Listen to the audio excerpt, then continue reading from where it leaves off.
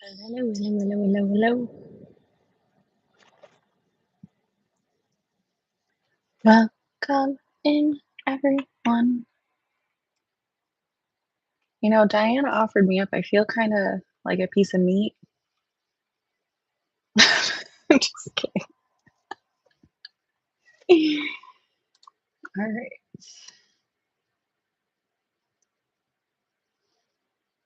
Add a custom overlay for your breaks by choosing from your videos. I don't know what that is. All right, hold on. I'll turn it off. I just didn't know how out of hand you guys were going to be. You guys going to be nice, play nice in the sandbox. I'm good. How are you? Welcome in, welcome in. All right, I'm trying to turn it off.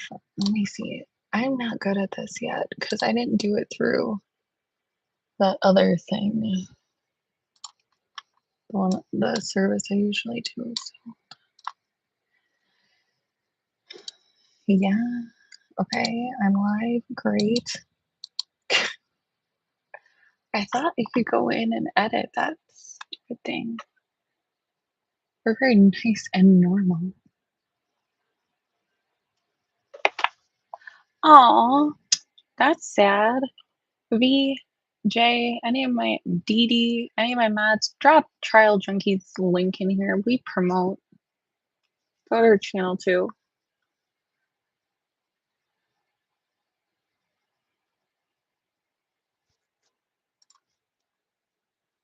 Always inclusive, never exclusive. What was I just gonna do? Bless America. God bless America.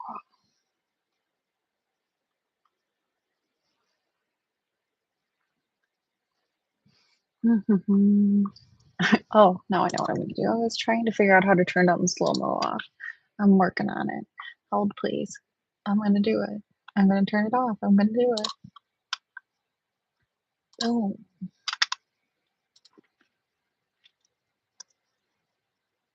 okay.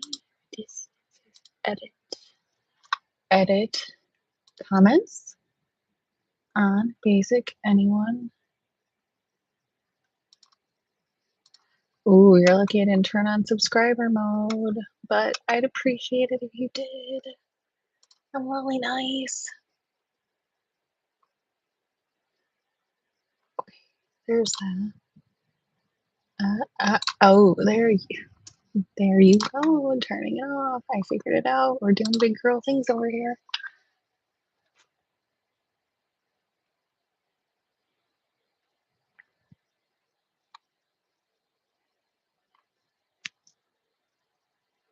Hello. Yeah, I know. I don't know. Do I have to like just figure out how to get you all on the panel and then you guys can just use my channel and just hash it out? I'll have to make it private. It's our mediator room. Oh, goodness.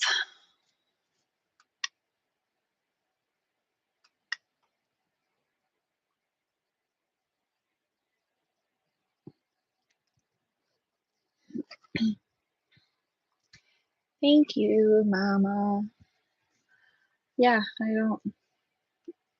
don't know. I just had a whole TED talk on here not that long ago, but I wish everyone could just be kind. You know, I had a whole thing yesterday. I just talked about it, but I'll talk about it again. I was on JLR's live yesterday, right? And there are like six dudes, one girl, and me. Okay. And now I have a family. I gotta make dinner. I gotta do shit. You know, I can't just sit around and like shoot the shit all the time. So I had myself muted, had my camera turned off for a little while. And plus, you couldn't get a word in edgewise. You could not say anything. I could not, like, even when I said, I have a question, I raised my freaking hand on camera. I raised my hand like a child in school. I raised my hand. Anyway, when I tell you this chat tore me up, tore me up. And so it's just anyway, so yeah, they were tearing me apart. And all of a sudden, like, it was like, "Where's Justine? Don't talk, get off of here.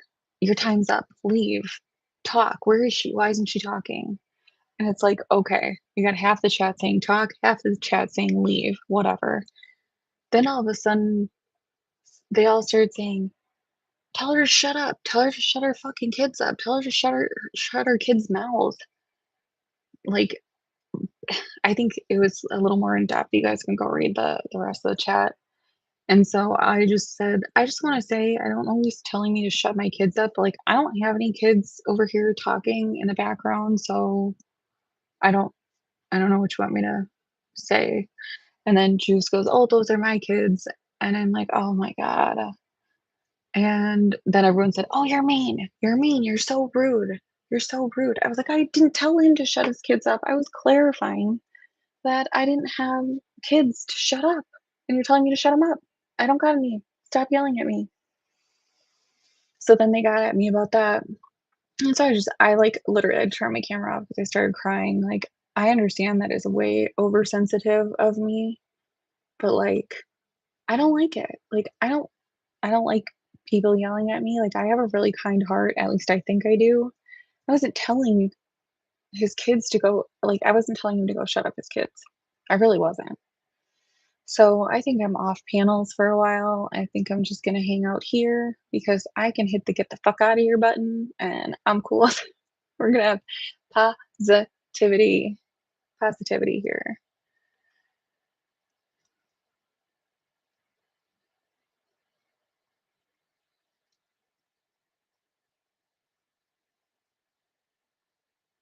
I d I raised my hand. I really fucking did. Yes, I did. Hold on, let me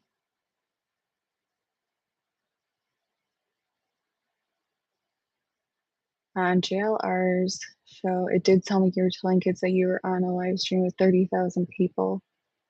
It's weird, it was the Juice's kids.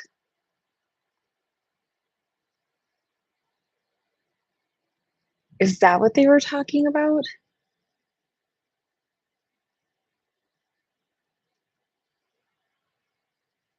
Hmm,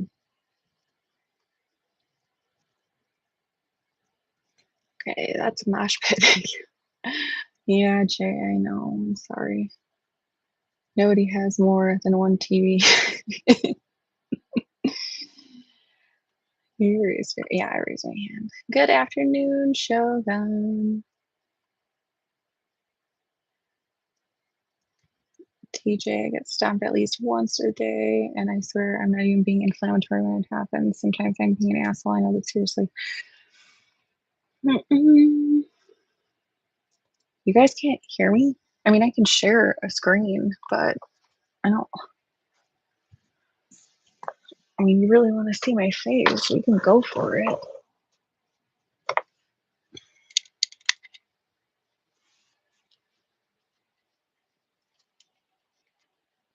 No, it's not a dark screen. It's I have a really crappy quality webcam right now.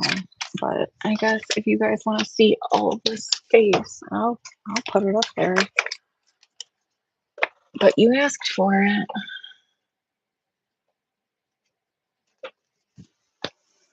Hello.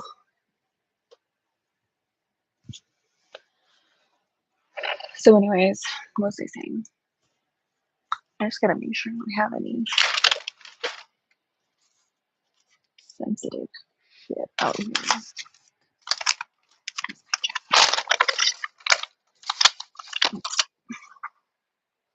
There. Okay. So, Mama, they just take a oh, that's so rude. I thought you were saying I was rude. I'm like, no, I really wasn't.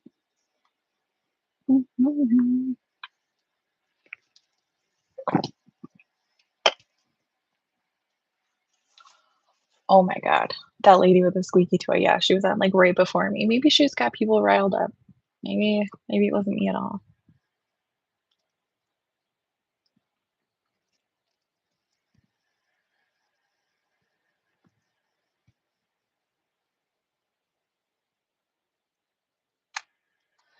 Yeah, I it's just hard to take, especially because if you have, like, a lot of people that are on there, like, I understand, like, you're not gonna be able to figure out what noise is coming from who and where and what and why. But, like, I don't know, we're all just humans. I don't know why people need more love and more light in the world. And on a different note, totally different note, squirrel, there was a robin flying into my window, like, all morning because it's, like, mating season, and literally just kept right into the window. And then it would move to that one, and then it would move back to that one.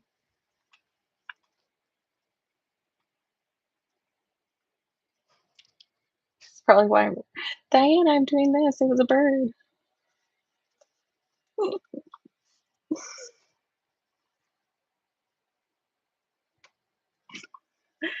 Yeah, people do need hugs. Spread the hugs. But yeah, here I am, but I do have some work I gotta do that is a little sensitive. But I opened this up because you guys wanted to keep talking, and I wanted to give you guys a place to hang out. So if you want me to throw something up on the screen, I can. I don't know what you guys wanna watch. Um,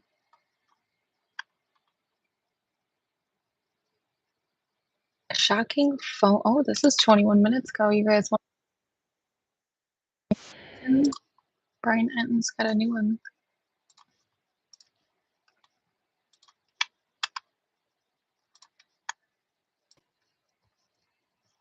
But I've got a ton of new developments in the Nancy Guthrie case.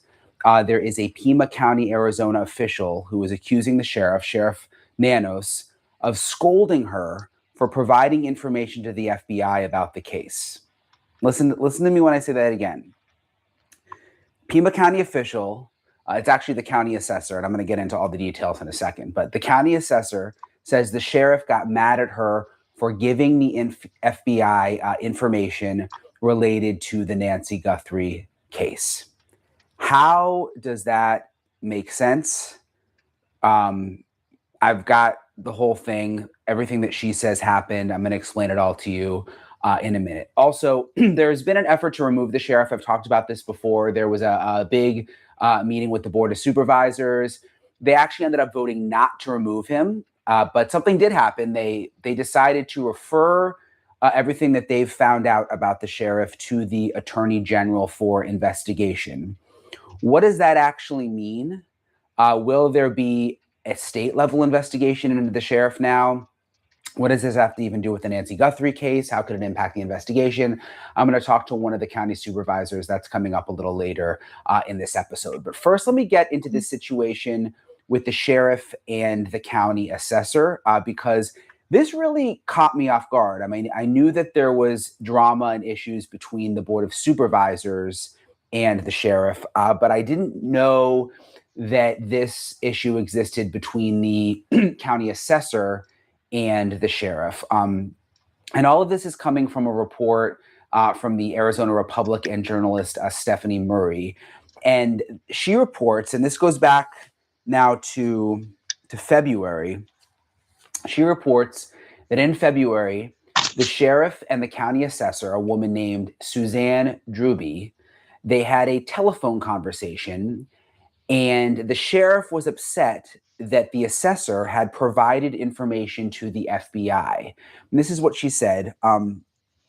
She said, the tone of the call was unusual. And she said, we're sensitive to the fact that the sheriff is under a lot of stress with all of this, referring to the Nancy Guthrie situation, it means. So she said, we're sensitive to the fact that the sheriff is under a lot of stress with all this. But yes, there was a little bit of a negative interaction. It was inferred that we were creating a lot of additional work for the sheriff's department due to us providing this information to the FBI and then them having the responsibility to follow up on all of those leads that were provided. Sorry, I have something stuck in my throat. So the assessor said, I felt like there was an insinuation that I had done something wrong by cooperating with the FBI. At that particular moment, I felt like I was put in a position where I felt like I almost should apologize, where I know definitely where I know definitely that was not something that I should be doing. Very bizarre. So what exactly did the assessor do to make the sheriff upset? Well, according to the Arizona Republic, Suzanne Druby says her office fulfilled a request for information from the FBI, a request for information to aid in the Guthrie investigation. And Druby called the sheriff to tell him about it. It makes sense. She's the county assessor. He's the sheriff. They obviously know each other somewhat. So she calls him to tell him about it. And she says he was definitely frustrated. Those were the words she used. Definitely frustrated. Now, Druby is not revealing exactly what kind of information the FBI was looking for, which good on her. I mean, makes sense. She wouldn't want to give those kinds of specifics. But as county assessor, her office would be in charge of keeping track of property and tax assessments, sort of those kinds of things. So perhaps the FBI was trying to find records related to property or tax assessments. But Druby also said, and this is another quote, it seemed that he was very stressed, very frustrated. I wouldn't categorize it as yelling per se, as much as kind of scolding and expressing frustration with all of the leads he was receiving, their obligation to follow up on them, and that my office was actually doing more harm than good by providing more leads that they just had to follow up with. Now, Druby says her office's IT team actually came up with a report and submitted it to the FBI. And exactly what was in that report and why the FBI was looking for that information, we don't know. Again, perhaps a list of property owners in the area, something like that would make the most sense to me. But we don't know. At the end of the day, we don't know, and she didn't say. Hey guys, I'm always on the go. I don't usually have much time for cooking, and that is why I absolutely love Factor. And Factor is the sponsor of today's video, Public. They also have this thing called, and look at this, my dashboard already shows hundreds of data brokers Incogni has contacted to make sure that my data is not public. They also have this thing called a custom removal feature. It's new, it's available on the unlimited and unlimited family plans. And if you see a website with your personal info, you put it into Incogni's custom removal feature, and one of Incogni's privacy agents will take care of the rest. So to check it all out, go to incogni.com/Brian Entin and use code Brian Entin for 60% off. Incogni helps wipe yourself from the internet. They can't harm you if they can't find you. Click the link below to claim your 60% off and get your personal data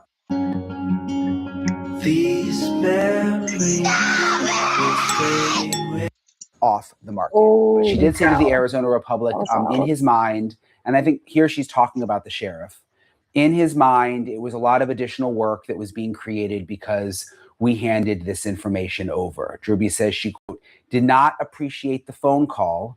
And she said, I thought I was being extremely helpful. So to have that type of a confrontational discussion for doing something that I felt was right was very disappointing. And she told the Arizona Republic that the call ended with another member of the sheriff's department stepping in, who then told Sheriff Nanos to back off and leave the county assessor alone. Druby said the other official said Nanos should not give her a hard time for complying with an FBI request. And then she says the sheriff agreed, thanked her, and told her to have a nice day. So, I mean, talk about like a strange phone call in the middle of one of the most high-profile investigations in the country. Druby says that before that, she'd never had any bad interactions with the sheriff. She said, quote, up to that point, I had never had any negative interaction with the sheriff at all. I'm kind of chalking it up to a lot of frustration with and immense pressure that he has been under, being thrust into the national spotlight due to this investigation. However, that being said, it was a very uncomfortable, unpleasant conversation. And it's also kind of weird to think about what she said about another official from the sheriff's office getting on the phone and sort of like interrupting the sheriff. It's all very, very strange. Here's one elected county leader, the assessor, and then the sheriff.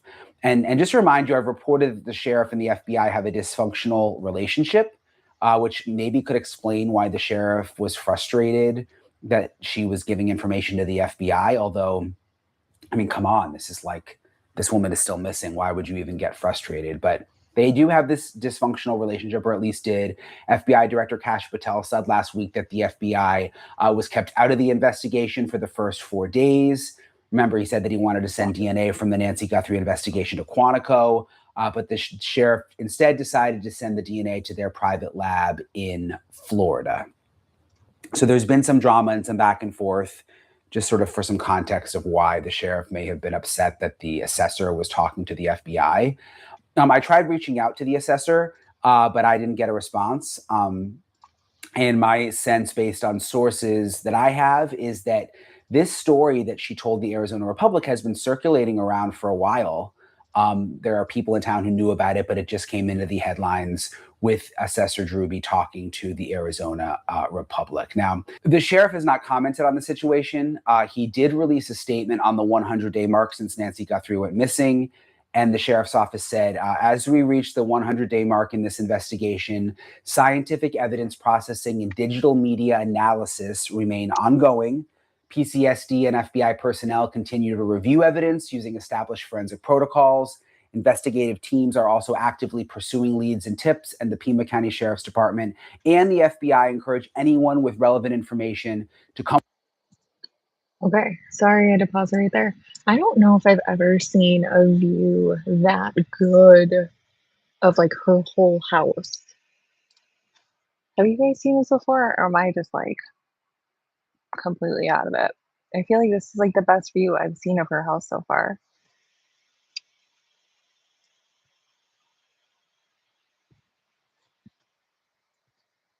So this is that casita. So, okay, this is the garage door. What the was that? Bird is flying into the freaking window again. I shit you not.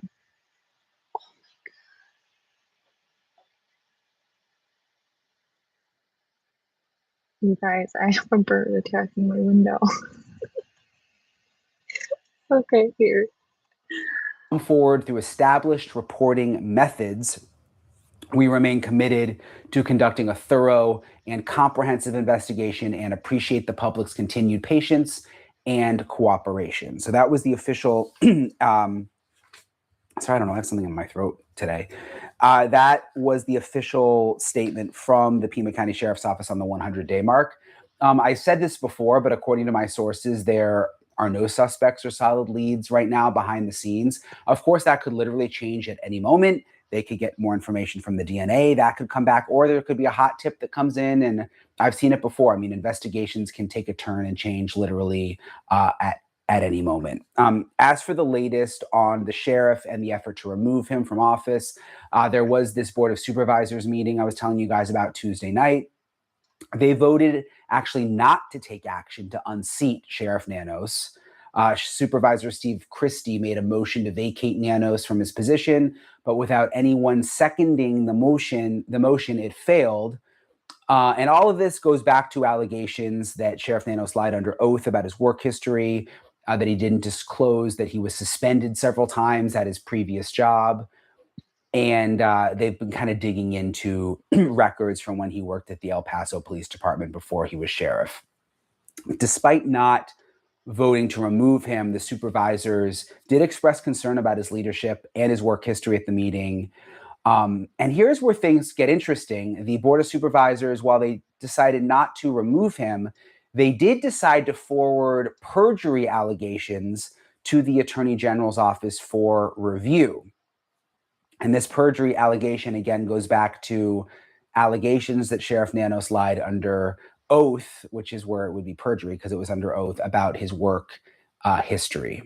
If you do 25 leg raises a day, your apron belly will go bye-bye. If you do 25 leg presses a day, your peach will... So a lot happening with the sheriff, and unfortunately, you have to imagine this has some kind of impact on the Nancy Guthrie investigation, because when there's this much dysfunction, you can't imagine that wouldn't have some sort of impact, which is unfortunate. The question, where do things stand now? How could this be impacting the investigation? I want to discuss all those things with Pima County Supervisor Dr. Matt Hines. Thank you for joining me, Dr. Hines. I appreciate it. The first thing I wanted to ask you about was the situation with the assessor. You know, the fact that she has said that that the sheriff was upset with her for providing information to the FBI. You know, she's obviously not saying what that information is. She doesn't want to get in trouble with the investigation or anything, but that the sheriff was apparently very, very upset with her for giving whatever information this was to the FBI, which seems kind of shocking. You know, Brent, these days I'm not terribly surprised when I hear reports of what the sheriff has done or said. I mean, now that we've found out he was never qualified to be serving in law enforcement and lied on his application 42 years ago, kind of, it's pretty fair game. But can we ask ourselves one question here? Then why didn't you vote to remove him from office? Instead, you did the same thing that Nanos does and deflect responsibility, not reflect, deflect responsibility and continue to fail Nancy. So you can say things like this, sir, doctor, sir, but you didn't put any action behind your words. Just makes me think you're not credible and you're not going to stand up for your county that you were voted into your position from. Okay, off my rant. But yeah, this is a really, really tragic situation, and this high-profile investigation. I'm anything that is being provided by any of us, and I haven't been asked by the FBI or any other law enforcement to provide anything. But if I were to be asked, of course, I would do anything and everything possible to assist in any investigation. And I'm sure the assessor did the exact same thing. And to have the response from the sheriff be what it was described as, you know, again, very concerning. And look, whatever is necessary to help resolve that situation, especially that would have been, you know, months ago now. That's what any of us should be doing, not complaining about having to do more work now or follow more leads or whatever he was saying.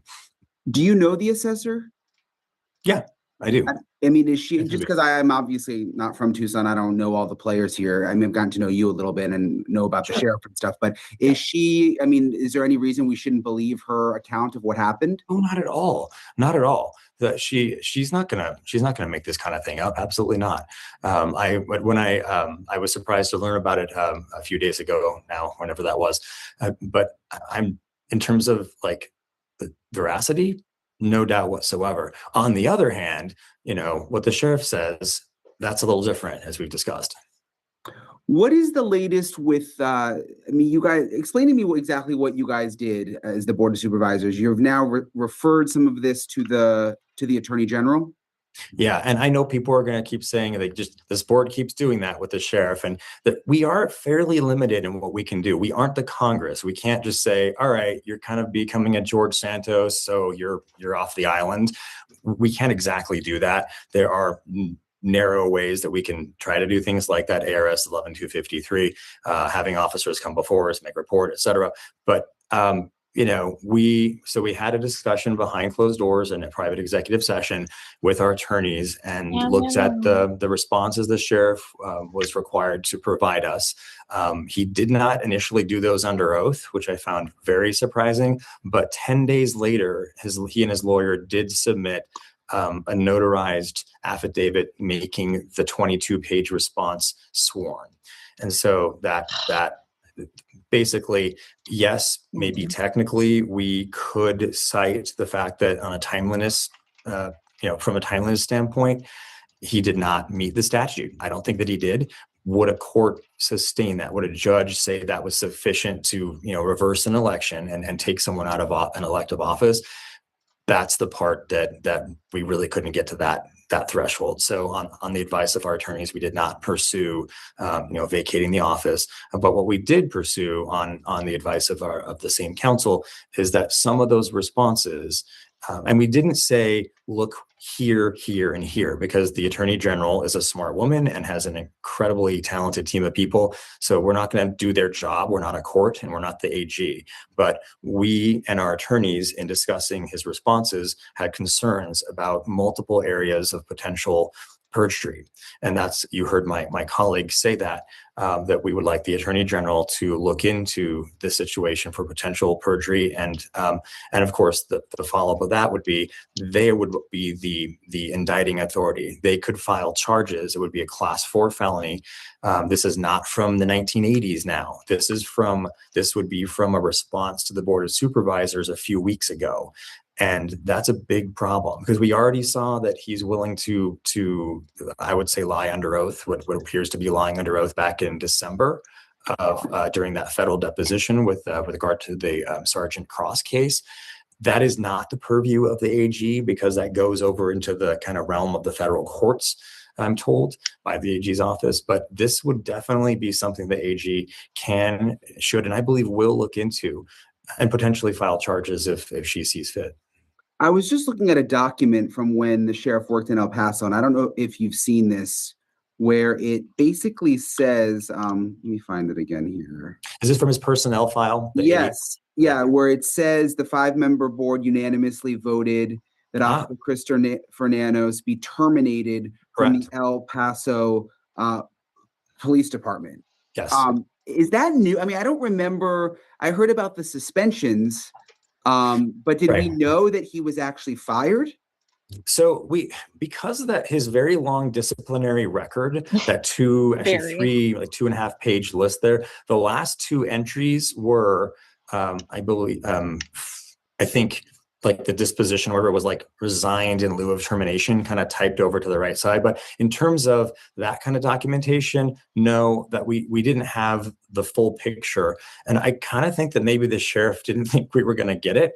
But thankfully, I mean, the Arizona Republic, Stephanie Murray, investigative reporting, she's been getting a lot of records out of El Paso. They seem to keep things since they were a republic, like that. We have that file now. And the thing is, that was published on April 21st in a very large kind of like line by line expose of every single suspension thing, whatever happened with Nanos, based on that 88-page personnel file. So, but what you're describing is the very striking, just it's kind of black and white. It's in writing. We know what happened in 1982. You just described it. A disciplinary board found that for 9 or 10 different specific reasons, he was failing to meet, and they even cite the Texas statute, I believe, or code or statute that is speaking to like their version of peace officer or law enforcement officer certification there. And they say in their description, he's consistently been unable to meet even the basic, the lowest level of standards that we require in the state of Texas, and he must leave. And therefore, the board voted, as you said, unanimously to terminate.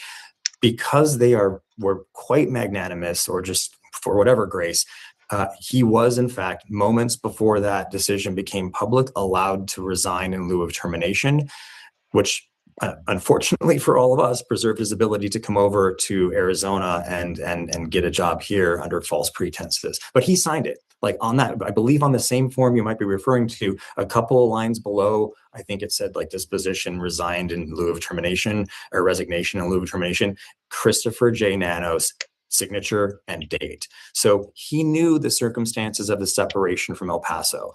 But now let's fast forward April 21st, 2026. Here's what he tells the Board of Supervisors. Okay, my supervisor and I had a disagreement about some vehicular towing thing, and I was going to have to face a 3-day suspension. I appealed the 3-day suspension to the chief. I believe the chief sided with my supervisor, and instead of accepting that 3-day suspension, I went ahead and left. Okay, buddy, you've been suspended 8 other times, 8 for 37 days, including 10 days. Wait. How many people are from Wisconsin in here? Stop it. Also, here, let me. Up-a-doo-doo. How can we not? No. Who is it? Oh, hold on. I'm going to close these other ones out because y'all don't need to see that. So, what we got is his transcript, which I mean, yeah, a bunch of BS. Maybe I'll read that a different day. But this is what they were talking about. So here we have violation of department orders, use of a siren on a vehicle. To me, that just reminds me of The Hangover when they're driving on the sidewalk and he's like, get out of the way, get out of the way. Hey, lady, nice boobs, or whatever he says on that speaker. I just imagine Nanos driving down like the sidewalk saying, hey, get out of the way. Abusive language, threats, off duty, tardy, shots fired, brutality, not sustained. I hope that is not when he beat that guy almost to death, because that's just woof. Shots fired, failure to report for duty, information only. Oh, thanks. Violation of rules and regulations, suspended 10 days. Whoa. Dereliction of duty, violation of rules and regulations, radical tardiness. I think this says the same thing, radical tardiness. And of course, we can't see that. I don't know if they just did a shitty job at trying to redact this or what. Off-duty incident, excessive force, not sustained. Excessive force. Oh, he got a 15-day suspension. Oh, good for El Paso. Habitual tardiness, but here, insubordination, consistent inefficiency. Well, good to know some things haven't changed, right? And then here, resignation in lieu of termination. There it is. That's what they're talking about when they're talking about what did it say. So I'll send you back to the guy, the man, with the legend.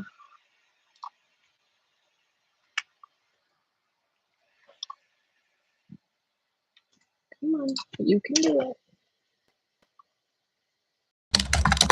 Oh, you do. Okay, well, let's just see. When I hear your voice, I'll know where you're from. Wisconsin, Chicago. I've been to Chicago. Wait. Hello. Hello. Why are we just spinning our wheels here all this long man? Why is it just spinning? You can do it. You can do it. I don't know why it's doing this. I keep refreshing it, and it's definitely not the internet. So I have. Oh, oh, oh. Thing, and I was going to have to face a 3-day suspension. I appealed the 3-day suspension to the chief. I believe the chief sided with my supervisor, and instead of accepting that 3-day suspension, I went ahead and left. Okay, buddy, you've been suspended 8 other times. Okay, 8 buddy. for 37 days, Okay. including 10 days for one, 15 days for another. That's the one where he nearly killed a guy, put him into a coma in the ICU in El Paso, got the police department sued, and was all over the news there, right? That was the handcuffed robbery suspect he beat in the back of a squad car. So, all right, so he's facing a 3-day suspension for whatever vehicular towing thing was.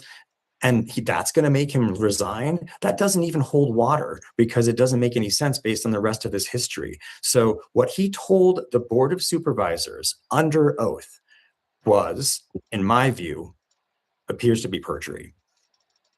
So I know none of this has to do with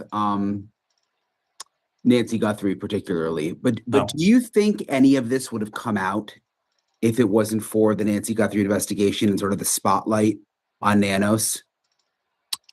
I highly doubt it.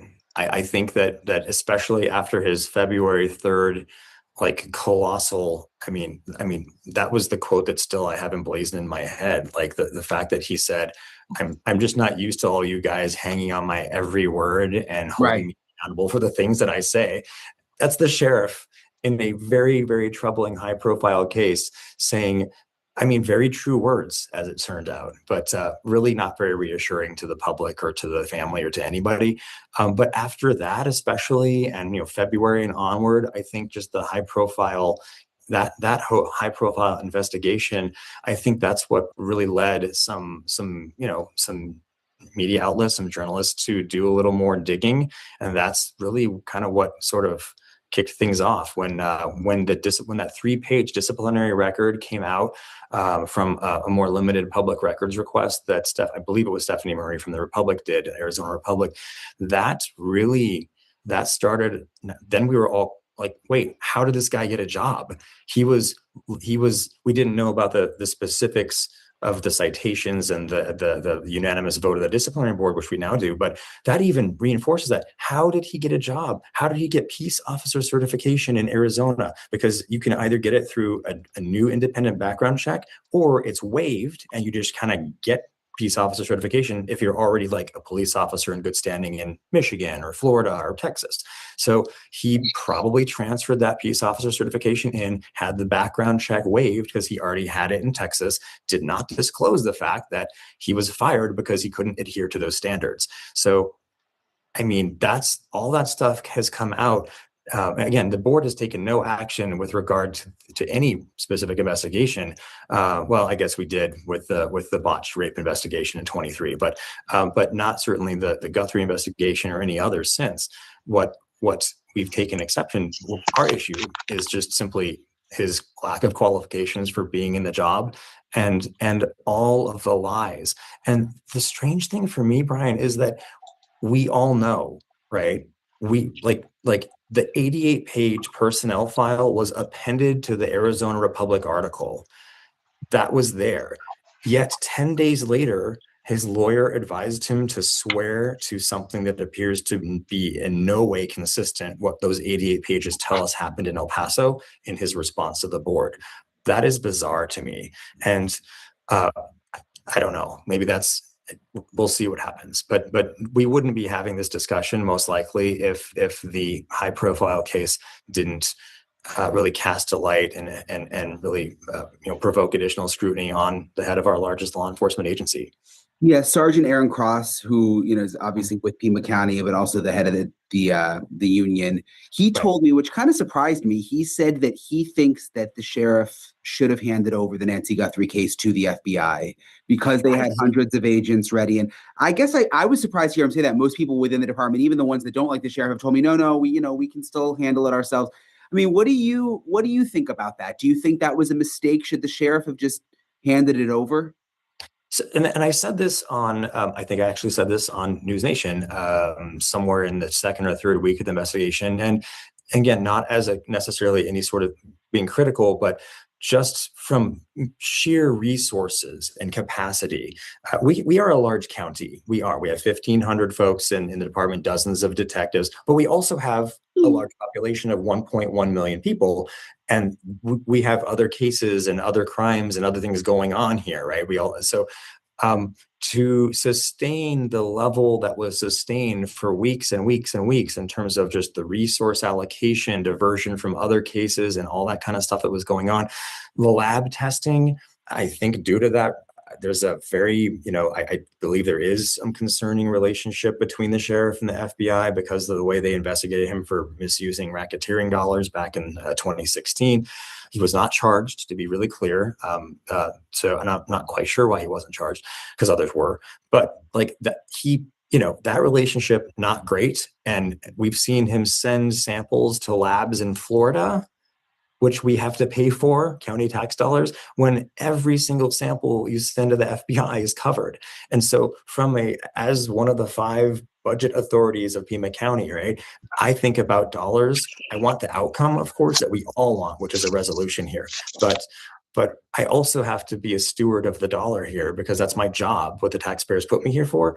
And when you have a smaller jurisdiction, and most of us are relative to the FBI, smaller jurisdictions, maybe not LA County or Cook County, maybe New York, some really massive cities or their jurisdictions might keep these kinds of cases, but FBI does missing persons. This is a pretty complicated case with a lot of nuances and a lot of strange stuff going on. And I was hoping and expecting that the sheriff would pass the investigative lead role to the FBI within a week or two for a variety of reasons, including just like relieving some of the burden that is facing the taxpayers of Pima County now, when a lot of that I think should have been shifted to the FBI. Do you have any idea what it's going to cost? Has any sort of estimate come in yet? The only estimation, I asked about this in one of our somewhat recent meetings. It was like 2 or 3 meetings ago. The estimate at that time was approximately $1 million over the existing budget we had already allocated. I know that doesn't sound like a lot, especially because our budget's So like $1 million just on the. but that's just on one case, right? And So who told you that? Was that from the sheriff's office? I believe the info. So I asked in one of our public meetings, I believe that. So I asked the county administrator to get us an estimate, and that was her approximate, her estimate at that time. That was a good month and a half ago now. The reason we're getting into budget season, so I'm just curious what we have to kind of anticipate. And if we have like a fund balance at the end here, can we spend more money on affordable housing or more books for the library or filling some potholes? Or is that all gone because it's kind of getting sucked into the sheriff's budget that we didn't know, that we didn't anticipate due to some of that? I just think, we shouldn't be bearing the brunt of all of this. And we should be utilizing the FBI to the fullest extent, not only for their expertise. They have more people that have more experience doing these kinds of cases. And also on the fiduciary side of things, it's the most responsible thing to do for the county. I really appreciate Dr. Hines for taking the time to talk with me. Obviously, there's a big can of worms that was opened in Pima County that I don't think would have seen the light of day if it wasn't for the Nancy Guthrie investigation. Unfortunately, here we are. It's now been more than 3 months. Nancy is still missing, literally just vanished from her home in Tucson, Arizona. And you just hope that someone has some kind of information. The DNA latest that I've heard is that they're still testing it. That one strand of hair is really the main piece of DNA that they're looking at. Remember, it's rootless. It's easier to get DNA off a hair with a root. They've been doing that for years, but rootless DNA is very, very difficult sometimes to obtain DNA off of. So that's taking time. They're going to try for IgG, investigative genetic genealogy. If you look back at my old episodes, I've talked a lot about that. And that's how they caught Brian Koberger. They look back into people's family histories. All that's ongoing. Or you just hope that there will be some kind of hot tip. So I'll stay on the story. I'm trying to follow all the little ins and outs that happen, including like the stuff with the sheriff and the assessor and the meeting that happened. So I appreciate you guys for following along too. I'll keep you guys posted if there are any developments. Appreciate you guys for following the channel and subscribing. And someone actually said, I read a lot of the comments. Sometimes like when I'm in bed, I'll just scroll through comments. And someone was like, oh, it's so nice that he appreciates us says, I appreciate you for subscribing. And I actually really do. I don't just like say that every time. I really mean it. It means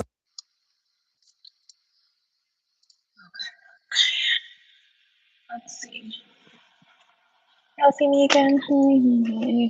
This camera is a very crappy quality, so apologies.